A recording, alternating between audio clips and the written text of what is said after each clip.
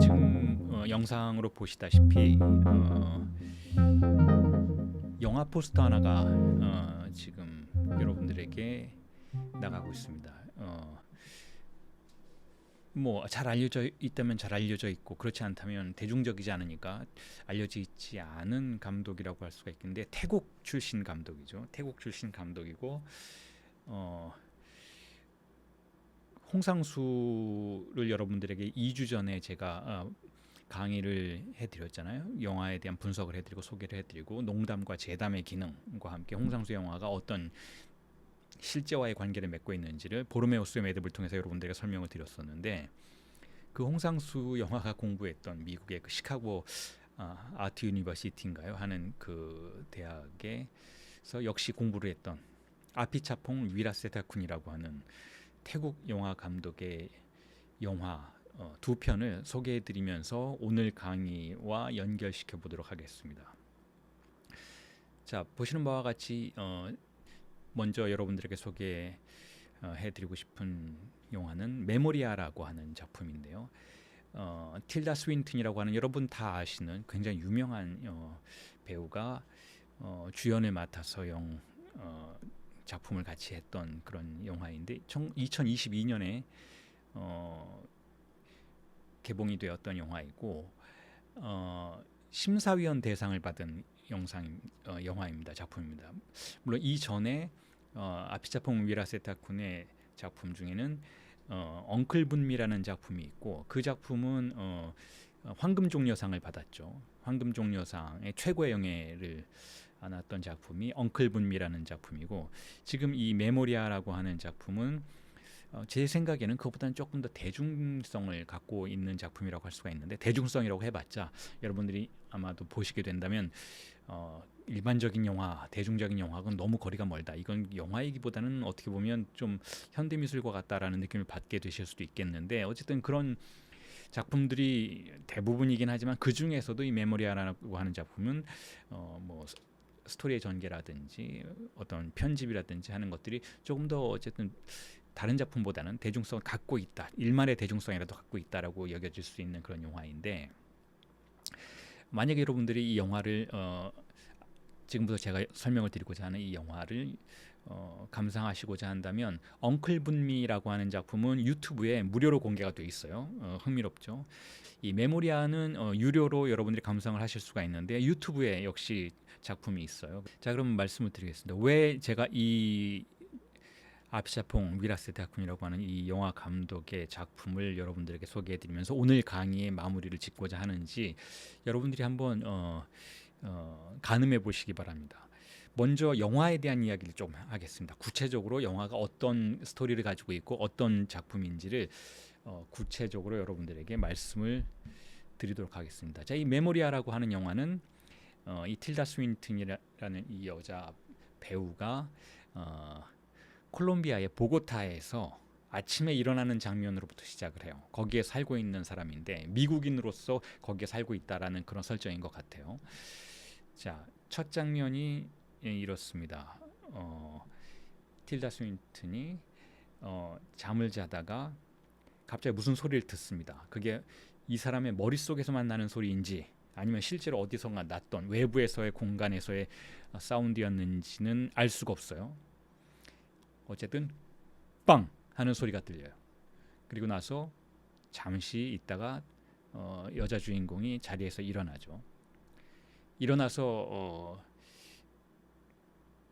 이 소리가 무엇인지를 생각하는 것 같아요. 정확하게 이 여자의 내면을 표현하고는 있지는 않지만 어쨌든 잠자리에서 일어나는 그 장면으로 영화가 시작하게 됩니다.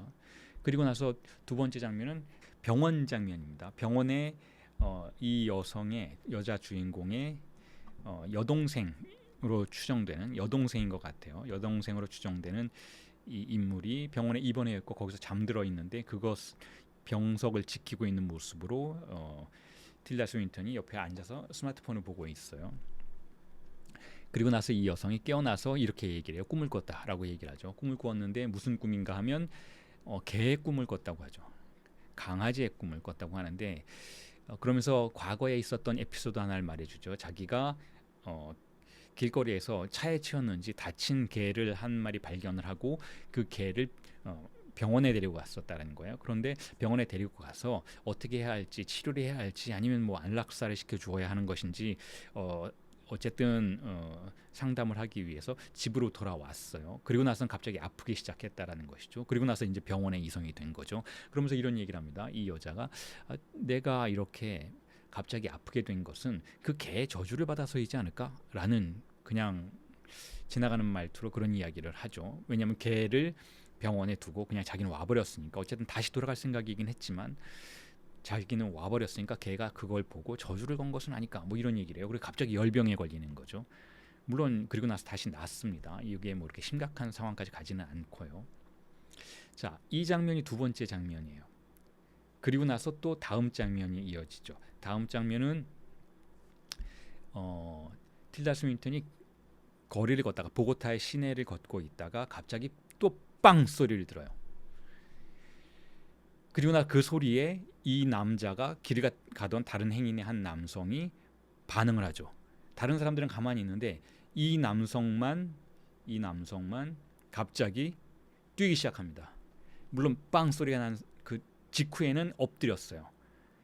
그러니까 이걸 보는 관객의 입장에서는 이 남자가 총소리와 같은 것으로 해석했구나, 이 사람이. 그런 생각을 하게 돼요. 그런데 알고 봤더니 그 소리는 출처가 분명한 소리였죠. 총소리는 아니었고 버스의 어떤 기관이 폭발하면서 고장나면서 일으켰던 그 소음이었어요. 그 사람들은 그 버스가 그런 소리를 했다는 걸 알게 되고 이 남자가 뛰어가는 걸 보게 되죠. 이 남자는 뛰어가면서 자꾸 뒤를 돌아보게 됩니다. 그리고 나서는 다시 그 장면은 그 에피소드는 끝이 나요. 자, 그리고 나서 여러 가지 이제 장면들이 이어진 후에 또 어떤 장면이 등장을 하는가 하면 여자 주인공이 틸다 스윈턴이 누군가의 추천을 받아서 음향 전문가에게 찾아갑니다. 이 남자가 음향 전문가의 한 남자예요. 녹음실인 것 같아요. 이 장소는 대학교 녹음실인 것 같습니다. 거기에 가서 이 여성이 이 남자에게 설명을 하죠. 내가 자고 있는데 어떤 소리를 들었다. 그런데 그 소리의 정체를 알고 싶다. 라고 이야기를 하죠. 그리고 그 소리에 대한 묘사를 합니다. 어떤 묘사인가 하면 어떤 거대한 콘크리트로 만들어진 원구가 철제 쇠로 이루어진 우물 안에 쿵 하고 떨어지는 듯한 소리였다고 묘사를 해요. 자기가 할 수 있는 용어로 지금 설명을 하고 있는 것이죠. 그리고 그 우물의 주변은 바닷물로 가득 채워져 있는 것 같았다.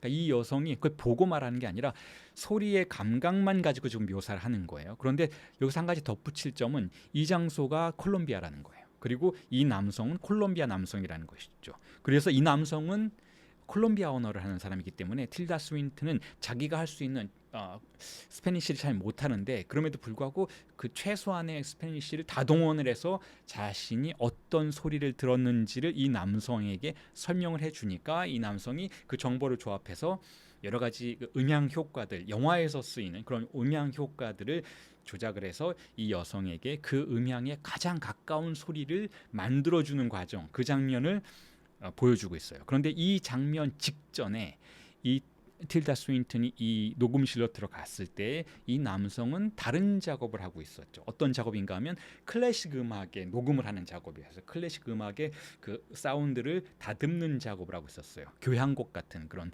음악이 흘러나왔었는데 그 음악이 끝나고 그 음악을 이제 잠깐 기다리면서 틸다 스윈턴이 듣고 있다가 그 작업이 끝나고 나서 이 자리에 앉아서 이 남성에게 설명을 하는 그런 장면이 나오죠. 이 초반부의 컷들이 이 아피차퐁의 영화에 이 메모리아라는 영화에 혹은 그 사람이 만든 모든 영화들의 주제를 다 말해주고 있습니다. 일단 이 부분에 대한 분석을 제가 해드리고 오늘 수업을 들어가 보도록 하겠습니다. 자, 보세요. 지금 이 녹음실에서 이 여성이 묘사했던 그 모호한 알 수 없는 소리와는 대비되게 이 여성이 자신의 이야기를 하기 직전까지는 아주 다듬어진 음악이 흘러나오고 있었어요. 그 작업을 하고 있었어요. 이 남자는 클래식 음악을 하고 있었죠. 그러니까 아주 강력하게 해석된 사운드를 작업하고 있었어요. 그러고 나서 그것이 딱 끝나고 이 여성은 자신이 들었던 사운드를 설명을 합니다. 그런데 그건 거의 소리에 가깝지도 않은, 소리라고도 할 수 없는 무언가죠. 어떤 감각이죠. 다시 말해서 해석이 거의 불가능한 어떤 것에 대한 설명을 시작해요. 아주 제한된 조건 하에서 스페인 말로서 그걸 해야 한다라는 조건, 그리고 그것에 걸맞는 단어들이 거의 존재하지 않는다라는 것. 그래서 굉장히 은유적인 방식으로밖에 그걸 말할 수 없다라는 것. 하지만 자기가 분명히 들었고 자신에게 강한 영향을 주었던 것 같은 그 소리에 대한 묘사를 해야만 한다라는 어떤 의무감 혹은 강박에 사로잡힌 이 여성이 그것을 아주 절실하게 표현을 하고 있죠. 자, 이게 무슨 뜻일까요? 실제에 대한 해석의 시도를 이 여성은 하고 있다라는 거예요. 조금 전에 여러분들에게 보여드렸던 그 컷에서는 길거리에서 어떤 버스가 뻥 하고 터지는 소리를 내었을 때 주변 사람들은 잠시 그게 무엇인지 알 수가 없죠. 하지만 그 버스의 배기구에서 검은 연기가 흘러나오는 것을 보고 이게 버스가 낸 소리구나, 그 버스에서 문제가 있었구나라고 사람들은 해석하지만, 한 남자는 자신의 개인적인 경험에 근거해서인지는 몰라도 그걸 총소리로 해석했어요. 여러분, 콜롬비아라는 현실을 생각해 보세요. 콜롬비아는 반군들과 항상 전쟁 중이고 범죄율이 굉장히 높은 곳이고 치안이 그렇게 안전한 곳이지 않죠. 그러니까 그런 길거리에서 뻥 소리가 났을 때에는 분명히 어떤 사람은 그 익명의 남자처럼 그것을 위협적인 총격 소리로 해석할 여지도 있었어요. 다시 말해서 어떤 소리가 한번 울리면 그 실제를 사람들은 자신의 개인적인 경험에 근거한 레토릭으로 해석을 한다라는 거죠. 즉 실제와 해석의 문제, 실제와 가상의 문제인 것이죠. 가상이라는 건 상상과 상징이 조합된 고리를 연결하는 것이죠. 그것이 어떻게 실제와 걸리느냐에 따라서 실제는 해석되기 나름인데, 그 실제가 대체로 그 총격 소리를 해석했던 사람처럼 대체로 우리가 인지 가능한 방식으로 해석이 된다라는 거예요. 그 실제가 우리 안으로 들어올 때는 그런 방식이라는 거죠. 하지만 그 실제가 이 여성에게는 인지 가능하지 않은 방식으로 들어왔어요. 그리고 그것과 개인적인 관계를 맺는 흔적을 영화의 서사가 보여주고 있다는 것이죠. 제가 지금 이렇게 말씀드린 영화의 초반부의 내용이 사실상 정신분석이 우리 자신의 무의식을 실제로서 설정하고 그것에 접근하는 과정과 굉장히 유사하기 때문에 여러분들에게 이 영화의 테마라고 할 수 있는 부분을 소개해 드린 겁니다. 자, 그러면 이 사람이 아피차퐁이라는 감독인데, 아피차퐁 위타세라쿤이라는 감독인데, 이 사람이 자신이 그 영화를 만들게 된 어떤 배경이라고 할까요? 설명이라고 할 것을 어떻게 이야기하고 있는지 인터뷰 영상 한 2분 조금 남짓한 영상인데, 이 인터뷰 영상을 보시면서 제가 설명해 드린 것과 비교해 보시기 바랍니다. 지금 제가 확실치가 않아요. 이게 사운드가 여러분들에게 나갈 것인지 아닌지는 모르겠는데 한번 들어보시죠. 들어보시고 사운드가 나가는지. 자, 소리가 들리십니까? 소리가 안 들리시면 제가 해석을 해드릴게요. 해석이라기보다는 여기 자막이 나가고 있으니까 읽어드릴게요. 자, 이 아피차퐁 위타세라쿤은 콜롬비아에서 영화를 찍었어요. 콜롬비아는 이 감독에게도 낯선 공간이었죠. 그리고 틸다 스윈튼에게도 낯선 공간이었어요. 여자 주인공과 감독 모두에게 낯선 공간이었고, 거기서 이 감독이 왜 콜롬비아라는 장소를 선택했는지를 설명을 하고 있어요. 왜 콜롬비아라는 장소를 선택했는가 하면 낯선 곳이었고, 자신이 거의 정보를 갖지 않은 곳이었고, 그리고 또 아주 기후가 변화가 심한 곳이었고, 그 언어도 접근하기가 힘든, 자기가 할 수 있는 언어와는 전혀 다른, 이 사람은 영어와 태국어를 한다고 저는 알고 있는데 언어도 낯선 것이었죠. 그야말로 전혀 새로운 공간에 접근하고 싶어 했던 거예요. 그리고 그 새로운 공간에 다른 어떤 정보, 다른 어떤 매개를 최소화하면서 어떻게 자신의 영화가 혹은 영화 스태프들이 그곳에서 적응해 나갔는지, 그 낯선 공간의 대자연과 도시와 어떤 방식으로 만났는지를 아주 개인적인 방식으로 풀어나가고 그 흔적을 영화로 남기고 싶었던 것 같아요. 그러니까 미지의 것을 주제로 삼으면서 우리의 눈과 귀를 열고 우리의 감각을 한번 작동시켜 보고 싶었다라는 것이죠. 그런 시도가 있었다라는 거예요.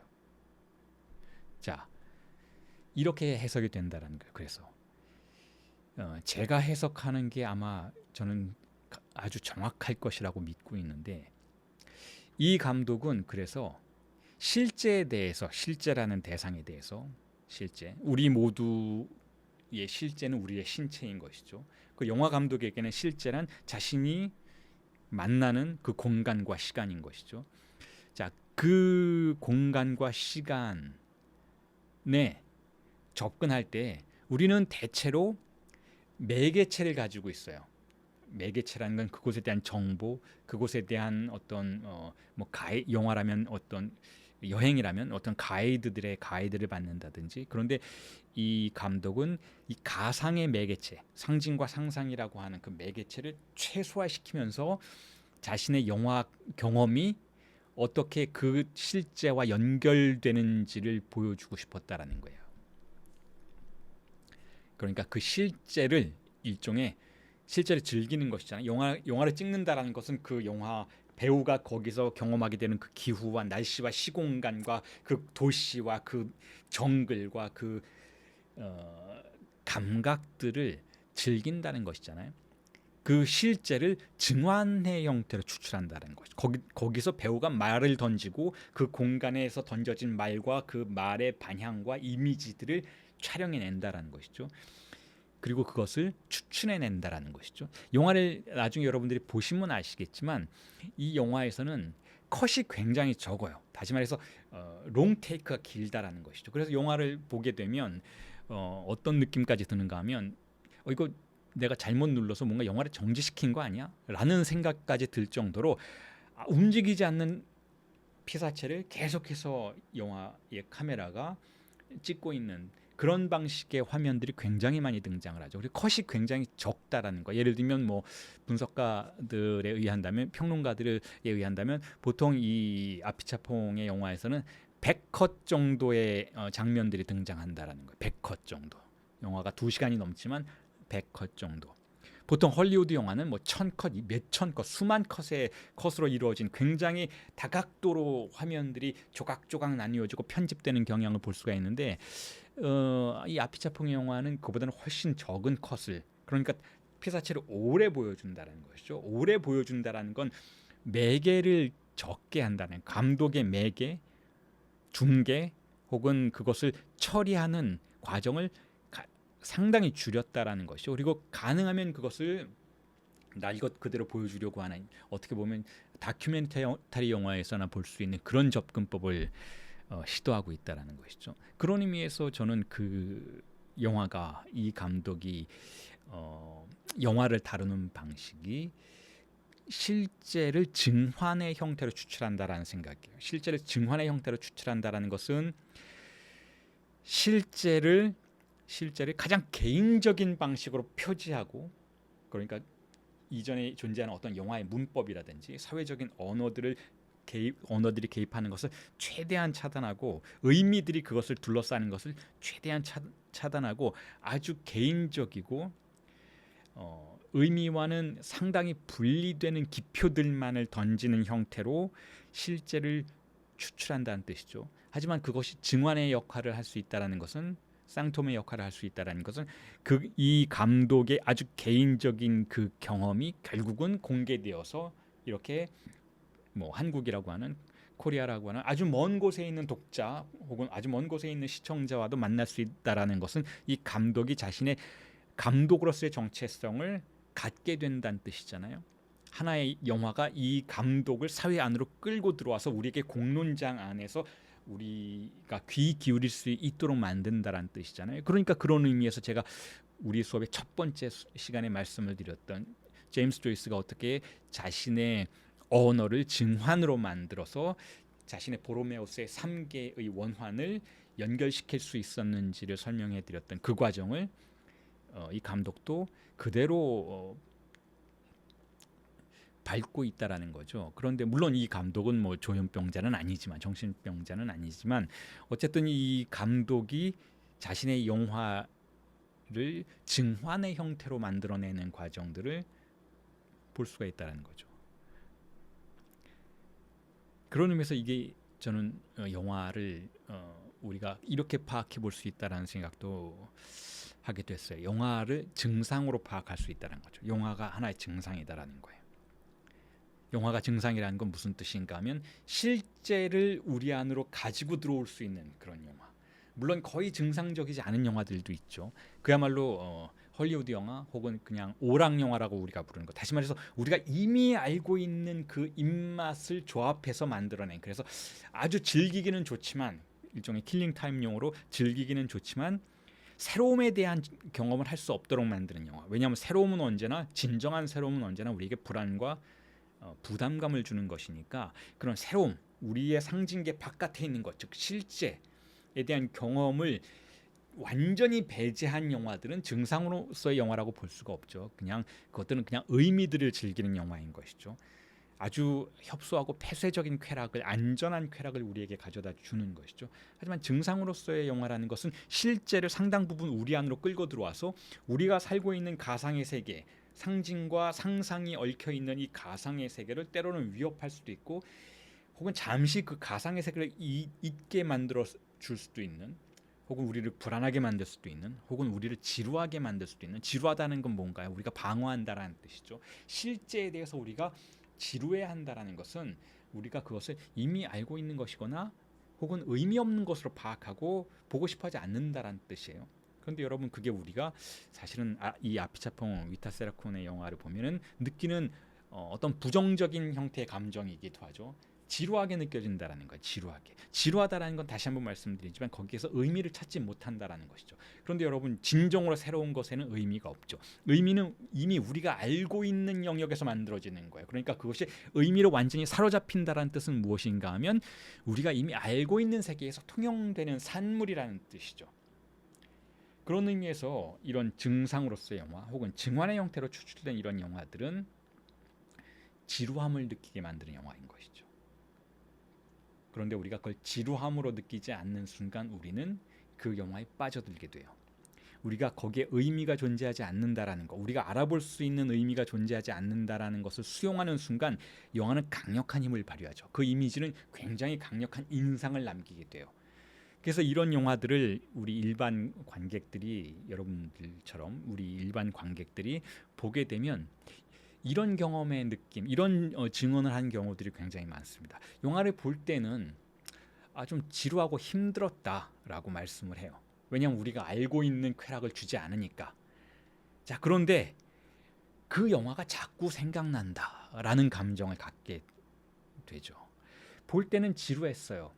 볼 때는 보기가 쉽지 않았어. 시간이 굉장히 안 가는 것처럼 느껴졌어요. 보통 우리가 헐리우드 영화를 보면은 시간 가는 줄 모르죠. 지루하면 안 되잖아요. 그 2시간이 어떻게 지나갔는지 모르겠어 라는 말을 하죠. 흥미진진했다라는 거예요. 자, 그런데 이런 영화는 자꾸 시계를 보게 돼요. 시간이 안 가요. 왜냐하면 지루하니까. 우리가 알고 있는 것을 몰입할 수 있도록 해주질 않으니까. 동일시가 불가능하니까. 자, 그런데 영화가 끝나고 집으로 돌아가면, 그리고 일주일이 지나면 자꾸 생각난다는 거죠. 왜 생각나는가 하면 무언가 우리의 감각에 강한 흔적을 남겼기 때문에 그렇다는 거예요. 실제에 접근한 영화들이 그렇습니다. 그리고 제가 생각하는 정신분석 역시 동일한 여정을 간다고 생각해요. 결국은 우리가 알고 있는 의미, 내가 내 자신에 대해서 이미 사회적으로, 이미 상징계적으로 공개적으로 통용되는 그 의미들에 의해서 나를 파악하는 게 아니고, 의미가 없음에도 불구하고 내 실제, 나의 무의식의 실제 무의식이 그곳에 있다라는 것을 체험하는 과정, 그리고 거기서 의미로서 작동하지 않는 어떤 기표들, 어떤 이름들을 소유하게 되는 과정. 자, 이 과정이 정신분석의 여정이라고 생각하기 때문에 지금 이 영화 감독이 만든 이 메모리아 같은 영화 혹은 엉클 분미라 같은 영화들은 정신분석이 지향하는 방향과 굉장히 동일한 여정을 방향으로 가고 있다라고 생각이 들어서 여러분들에게 지금 소개를 해드린 겁니다. 이 문제였던 거예요. 외존하는 실제에 어떻게 접근할 것인가. 외존이라는 단어 이제 다 아시죠? 분명히 우리의 외부인 거예요. 하지만 내 안에 중심에 존재하는 것이죠. 가장 나의 중심에 있지만 가장 낯선 것, 언캐니한 것. 그게 여러분 실제 무의식이고 정신분석은 그곳에 접근하려고 해요. 그리고 많은 영화 감독들이 혹은 예술가들이 거기에 접근하려고 하죠. 왜 그럴까요? 유튜브에 이 사람 영화나 홍상수 영화 보면 에 대한 뭐 논평 분석한 것을 보면 거기에 댓글들이 이런 댓글들이 많이 달리죠. 너무 어렵다. 아, 왜 영화를 그렇게 어렵게 만드는가? 아, 영화가 왜 그렇게 난해해야 되느냐? 뭐 난해한 것이 그 감독을 똑똑한 사람처럼 만들어 주느냐? 혹은 그런 영화 보고 있으면은 사람들이 와, 저 사람 수준이 높네 해서 그런 영화 보는 것인가? 라고 하는 사람 그런 댓글들이 꽤 있죠. 혹은 우리가 대화 속에서도 그런 대화를 많이 하게 되는 것도 사실이에요. 이게 뭐야? 이게 영화야. 영화에 대한 재미가 전혀 없는데 왜 이런 걸 만들어? 그 엘리트인 척하는 몇몇을 위해서 이런 걸 만드는 거야. 깐느에서 아니면은 어디에서도 상 받을 수 없는 그런 영화들을 이거 왜 만드는 거야 하고 생각하시는 사람들이 있죠. 거기에 대한 굉장히 명쾌한 답변이 있어요. 이런 영화는 여러분 윤리적이기 때문에 이런 영화를 우리가 좋아할 수 있는 거예요. 왜 윤리적이냐 하면 이런 영화는 우리가 이미 익숙한 공간에서 벌어지는 것에 만족하지 않는 그런 욕망으로 만들어져 있기 때문에 그래요. 우리가 익숙한 공간은 어떤 공간인가요? 우리가 익숙한 공간은 대타자의 공간이에요, 여러분. 우리가 맛있어하고 우리가 재밌어하는 것은 그게 원래 재미있었기 때문에 그게 원래 맛있기 때문에 그런 것이 아니고 그렇다라고 우리가 학습당한 영역인 것이죠. 그러니까 거기에는 주체가 없는 거예요. 주체가 없다라는 건 내가 나 자신으로서 살고 있지 않다라는 뜻이죠. 그냥 남들이 프로그래밍 해 놓은 상태로서 난 살아가고 남들이 이걸 좋다라고 말했기 때문에 난 그걸 좋아하는 것이고 타자의 욕망을 살아갈 수 있을 뿐이라는 거예요. 그 공간 안에서는. 자, 그건 우리가 인간적인 가치로서 윤리적이라고 보진 않아요. 물론 윤리적이진 않지만 우리는 어쩔 수 없이 그런 삶을 살아갈 수밖에 없는 것이죠. 왜냐하면 우리가 사는 이 문명이라는 것이 결국은 타자의 권력에 의해서 만들어진 것이기 때문에 우리는 우리 자신을 보호하기 위해서 그러한 문명을 살아갈 것을 받아들였어요. 우리가 매번 나의 주체성을 주장할 수는 없는 것이죠. 하지만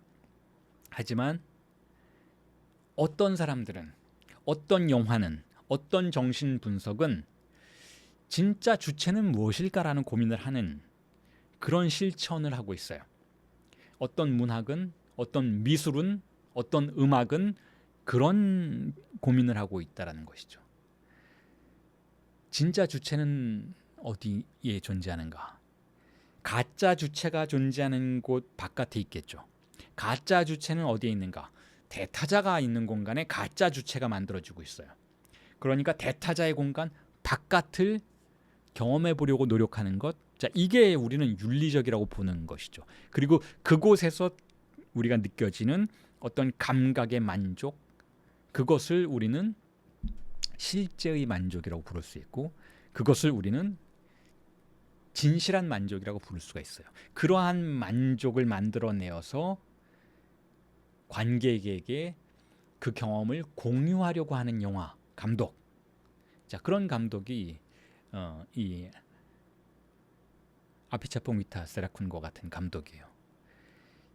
그리고 그런 감독이 만든 영화들이 꽤 있죠. 그리고 그것을 우리가 보게 되고 거기서 등장하는 감각에 만족하는 법을 배우게 되면 우리의 주관성은 우리의 시각은 굉장히 넓어진다라는 것을 알 수 있습니다. 우리는 단지 주어진 것, 대타자의 공간 안에서 우리에게 즐기라고 가공해서 던져주는 것만을 즐기는 것이 아니고, 물론 그것도 맛있어요. 그것도 쾌락이 있어요. 안전한 쾌락이죠. 하지만 그 공간 바깥에 존재하는 것, 조금은 불안하고 조금은 알아보기 힘든 것들이 존재하지만 그게 결국 어려운 것이 아니고 단지 낯선 것이다라는 것을 알게 되고 나서 그 감각의 세계를 즐기게 되면 우리의 세계관은 훨씬 더 확장되고 우리가 살아가는 삶의 바운더리도 훨씬 넓어진다고 저는 생각합니다. 그리고 그 경험을 영화 속에서 할 수 있는 작품이 이런 작품인 것이고, 그런 경험을 또한 우리는 정신분석의 영역에서도 할 수 있다는 것이죠. 라칸이안 정신분석이 그런 경험을 우리에게 가능하게 해준다는 거예요. 그리고 우리의 세계관이 어떻게 넓어질 수 있는지, 그런 가능성을 우리에게 경험토록 해주는 그런 실천들이라는 거죠. 자, 그래서 제가 이렇게 즐기는 문제에 대해서 여러분들에게 말씀을 드렸던 것이잖아요. 즐기는 문제. 어떤 영화를 즐길 것인가? 우리가 알고 있는 세계의 의미들을 아주 차곡차곡 분절해서 보여주는 그 강박적 영화들의 세계를 우리는 즐길 수도 있고, 또는 이렇게 아피차퐁 위타세라콤과 같은 실제에 접근하는 경험들을 공유하도록 만들어주고 그곳에서 느껴지는 시각, 청각, 그리고 거기서 던져지는 기표들의 감각을 즐길 수 있도록 해주는, 그 증상을 즐길 수 있도록 해주는 작품들도 존재하는데, 정신분석에서도 마찬가지라고 말씀을 드렸잖아요. 자, 실제를 즐기는 증상의 두 가지 국면이라는 테마를 가지고 방금 말씀드렸던 이야기를 정리를 해보겠습니다. 정신분석에서는 어떤지. 정신분석에서는 우선 먼저 우리가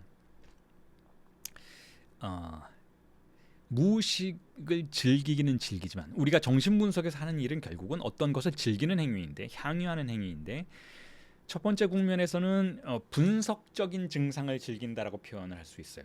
분석적인 증상은 무엇인가 하면 전이 아래에서 이루어지는 모든 현상들을 분석적 증상이라고 부르죠. 그러니까 내담자가 분석가를 찾아온 뒤에 분석가와의 작업 속에서 여러 가지 것들을 향유하게 되는데, 그 본질에는 전이가 있다라는 거예요. 그 이야기는 지난주에도 여러분들에게 말씀을 드렸어요. 그러니까 이 전이 아래에서 즐겨지는 것, 다시 말해서 전이 아래에서 자신이 꿈을 꾸고 그 꿈에 대해서 분석가가 해석을 해주고, 아 그렇군요, 내가 그런 존재였군요, 나의 무의식이 그런 걸 말하고자 했군요 라는 그런 과정들을 하나하나 겪어가는 것, 그리고 분석가를 욕망하는 것, 자 이런 것들이 분석적 증상인데, 그 공간 안에서 벌어지는 무의식의 세계를 즐기는 것을 우리는 이렇게 표현해 볼 수 있어요. 실제의 피부인 무의식을 즐긴다라고 볼 수가 있어요. 자, 이 표현은 제가 하는 표현인데, 자 전이 아래에서도 무의식이 있죠. 지난주엔 그걸 팔루스의 영역이라고 말씀을 드렸잖아요. 그건 진리의 무의식이라고도 말씀을 드렸어요. 실제의 무의식이기보다는 진리의 무의식이죠. 다시 말해서 실제를 둘러싸고 있는 무의식의 공간이에요. 그게 라깡이 전기에 주로 집중했던 무의식의 공간인 것이죠. 그 공간은 실제 자체는 아니에요. 실제를 둘러싸고 있는 피부와 같은 곳이죠. 그렇지만 그것도 무의식이에요. 왜냐하면 우리가 의식할 수 없는 어떤 것들이 벌어지고 있으니까. 그래서 그 공간 안에서 떠도는 기표들을 뭐라고 표현할 수 있는가 하면, 팔루스의 영향력 아래에서 떠돌고 있는 기생적 기표라고 볼 수가 있어요. 거기서 떠돌고 있는 기표들은 결국 팔루스의 중력장 안에서 작동하는 것이고, 그렇기 때문에 그 기표들은 충분한 해석이 가능한 기표들이죠. 그리고 그 기표들을 추론해서 우리가 이 내담자는 어떤 환상 안에 갇혀 있구나, 환상, 근본 환상의 구조를 파악해낼 수 있는 영역인 것이죠. 그리고 그것의 의미를 우리가 해석해낼 수 있고, 그 의미를 우리가 함께 향유할 수 있어요. 내담자와 분석가가 함께 향유할 수 있죠. 아, 당신의 무의식은 당신의 아버지 때문에, 당신의 어머니 때문에, 당신의 어린 시절의 어떤 경험들 때문에 이렇게 구성이 됐구나라고 우리가 파악해 볼 수 있어요. 아, 당신이 어린 시절에 했던 어떤 경험들, 어떤 파격적인 경험들, 어떤 충격적인 경험이 당신의 성충동의 구조에 이런 근본 환상을 만들어냈군요라고 함께 이야기해 볼 수 있는 영역인 것이죠. 실제의 피부의 영역에 존재하는 무의식이 그렇다라는 거예요. 그리고 그걸 해석하는 과정들이 증상을 주체화한다라고 부르는 과정이에요. 혹은 역사화라고도 제가 말씀을 드렸죠. 이스토리자시용이라고 불러요. 그러니까 이 사람의 개인사가 무의식의 영역에서, 자, 이 무의식은 진리의 무의식의 영역이에요. 이 무의식은 실제의 무의식은 아닌 거예요. 하지만 어쨌든 무의식이죠. 우리가 의식하고 있지 못하는 세계인 것이니까. 즉 팔루스의 중력장 안에서 기표들이 구성된, 구조화된, 언어와 같이 구조화된 그 영역에서의 무의식을 파악해내고 그것들을 해석해내고 내담자와 함께 말하도록 하는 과정 속에서 우리는 내담자의 무의식의 역사를 추론해내는 거죠. 이 내담자가 의식적으로 알고 있던 역사 말고 내담자의 무의식이 그 의식의 근저에서 구성해냈던 그 역사의 흐름을 해석해낸다라는 거죠. 그걸 역사화라고도 부르고 증상을 주체화한다라고 부르는 거예요. 왜 증상을 주체화하는가 하면 그게 내가 이렇게 하는 행동들이 다 나는 내 탓이 아닌 줄 알았는데 그게 나의 무의식 때문이었구나. 내가 사람들과 이렇게 자꾸 불화를 일으키는 것, 내가 어머니를 저렇게 미워하는 것, 내가 아버지를 이렇게 두려워하는 것, 이거는 아버지가 두려운 사람이기 때문에 혹은 어머니가 미워할 만한 존재였기 때문에 그랬다고 난 생각하는데, 자, 물론 그럴 수도 있어요. 하지만 그보다 근저에는 무의식의 영역에서 나의 욕망이 어머니와 그런 구조 관계를 맺고 있기 때문에, 아버지와 그런 구조 관계를 맺고 있기 때문에 내가 그들을 그렇게 대하는 것이었구나 라고 주체화할 수 있다는 거예요. 나의 영역 안으로 들어와서 해석해낼 수 있다는 것이죠. 자, 그리고 이런 해석의 과정, 그러니까 실제의 피부인 무의식, 즉 팔루스의 무의식 의 영역을 해석해내는 이 과정은, 자, 프로이트가 지향하는 치료의 방식이었어요. 프로이트. 그리고 이 해석의 과정이 전혀 무용한 게 아니라고 이미 말씀을 드렸어요. 분명히 중요한 의미를 가지고 있어요. 이게 무언가 완벽한 해결책을 주지는 않지만, 혹은 이게 끝을 내지 못하는, 계속해서 반복되어서 연결되는 그 과정들을 우리에게 따라가도록 강제하는 것이기는 하지만, 그럼에도 불구하고 어떤 종류의 치료가 가능해진다라는 거죠. 이걸 이제 우리가 이렇게 이야기하죠. 의식의 방어적인 기표 연쇄를 뚫고 나온 이 기생적 기표들을 해석해내는 것은 거기에 연상의 고리를 덧붙이는 거예요. 거기에 떠돌고 있던 기표들에 어울리는 또 다른 기표, 일종의 해석이죠. 해석을 연상의 고리들이 거기에 묶어주는 것이죠. 물론 이런 해석은, 이런 연상은 분석가가 해석해주기 전에 이미 내담자가 하는 경우들이 꽤 있죠. 예를 들면 꿈을 꾸었는데 거기서 등장했던 그 꿈의 기표들, 그 꿈의 이름들, 꿈의 인물들과 행동들에 대해서 바로 연상을 해내는 그런 현상들이 아주 흔하게 발견이 되죠. 내담자 스스로가 이미 연상을 하고 있는 것이죠. 그 고리를 이미 연결하고 있는 것이죠. 스스로 역사화를 진행하고 있는 것이죠. 어느 정도 분석이 진행되면 그런 일들이 벌어지죠. 그리고 거기서는 우리가 우리 강의 초반부에 많이 이야기됐던 것처럼 진리를 만지작거리는 과정이 벌어진다는 거죠. 그것이 어떤 진리와 연결된, 궁극적인 최종적인 진리 의미와 연결된 것이 아닐까라는 소망들이 뭉글뭉글 피어나는 거예요. 그런 증상의 공간이 발생하는 것이죠. 거기에 대한 해석을 분석가가 하고, 그리고 그 해석을 통해서 그 대상, 어머니, 아버지, 혹은 그 기표, 혹은 그 사건, 어떤 어린 시절에 경험했던 그 사건에 걸려있던, 집중되어 있던 리비도가 풀려나가면, 그 상징화라고 부르잖아요. 풀려나가면 분명히 이 증상의 구조의 일부분이 변화한다라고 제가 이미 말씀을 드렸죠. 제가 그 기표의 기둥들에 걸려 있는 무게가 줄어들면 판이 기운다라는 표현으로 여러분들에게 표현을 해드렸었잖아요. 그러면, 자, 증상의 구조가 변화할 수 있고 그 구조가 어떤 종류의 치료 효과를 가져올 수도 있다라고 말씀을 드렸죠. 이것에 대해서 콜레트 솔레는 주인간의 사례를 언급을 하죠. 주인간도 결국은 프로이트가 그 주인간의 욕망의 구조를 해석해냄으로써 강박을 포기하게 되죠. 강박증이 사라지게 돼요. 어느 정도 치료가 이루어진 거죠. 하지만 강박은 사라졌지만 그럼에도 불구하고 그 주인간이 자신의 프로이트의 그 사례에서 등장했던 그 환자였던 주인간이 자신의 성적인 파트너와의 관계에서 항상 고집하게 되는 근본 증상은 해결되질 않죠. 근본 증상의 포지션은 움직이질 않는 것이죠. 그러니까 증상이 이 전기 락강이 중요시하게 생각했던 언어와 같이 구조화된 그 공간 안에서의 그 증상의 해석을 통한 상징화를 통한 치료는 어느 정도의 효과를 가져오는 것은 맞지만 완벽하게 증상을 사라지게 한다든지 근본 증상까지, 그러니까 아주 근저에 존재하는 그 이 주체의 근본적인 실제에 대한 포지션까지 움직이지는 않는다라는 거예요. 왜냐하면 그 근본 증상은 사라지면 안 되는 것이니까. 그 근본 증상이 사라진다라는 것은 결국 그 내담자가 상징과 상상계와 맺고 있던 관계 자체를 풀어헤친다는 뜻이에요. 그러면 안 되는 거죠. 그러면 카오스로, 혼돈의 영역으로 넘어가 버리는 것이죠. 그러니까 이 근본 증상은 결국은 무화시킬 대상은 아니라는 거예요. 자, 이게 실제를 즐기는 첫 번째 국면이죠. 이게 우리가 정신 분석을 시작하게 되면 초반부에, 그러니까 전반과 후반부로 나눌 수 있다면 전반부에 경험하게 되는 증상을 즐기는 방식인 것이죠. 진리의 무의식 혹은 해석 가능한 무의식의 세계, 혹은 팔루스에 의해서 팔루스의 중력장 아래에서 작동하고 있는 무의식의 세계, 즉 실제의 피부를 구성하고 있는 그 무의식의 세계를 즐기는 방식이에요. 거기서도 분명히 쾌락이 존재하죠. 자, 그리고 보통은 거기서 끝난다라는 거예요. 프로이트가 거기까지 간 다음에 항상 실패하고 그 계속해서 반복되는 무언가를 감당해내지 못하는, 자, 그런 경험을 하게 된다라는 거죠. 이 영역까지가. 자, 그런데 락강은